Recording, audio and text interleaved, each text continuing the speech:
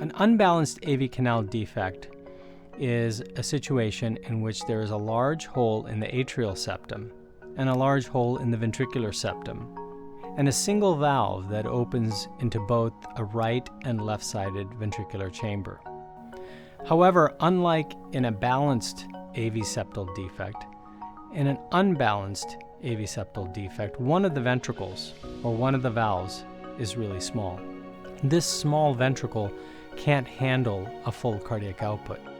In most patients, in the current era, patients are sent down the Fontan pathway. However, we've devised a new strategy to help grow the small ventricle in patients with unbalanced atrioventricular canal defect. And this allows ultimately for a biventricular repair or 1.5 ventricle repair. I'd like to explain how this is performed. In the neonatal period, a child may require what's known as a Norwood procedure, in which all of the blood flow coming out of the right and left ventricle are connected together into a single outflow to the body. This allows stabilization of the circulation.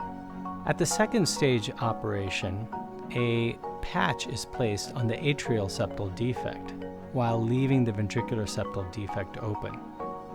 This allows blood flow to stream favorably into the small ventricle. Streaming of blood flow into a ventricle promotes growth of that ventricle. If we see adequate growth of that small ventricle, eventually we can complete the repair. At the third and final stage operation, the ventricular septal defect, or the hole in the ventricle, can then be closed, completing the biventricular repair. This strategy has allowed us to grow the small ventricle and allow normalization of the circulation by allowing the small ventricle to ultimately contribute to the circulation. In some patients, a bidirectional Glenn may be necessary in order to unload the small ventricle so that it doesn't have to work as hard. This is known as a 1.5 ventricle repair. In both situations, we're able to avoid the Fontan procedure.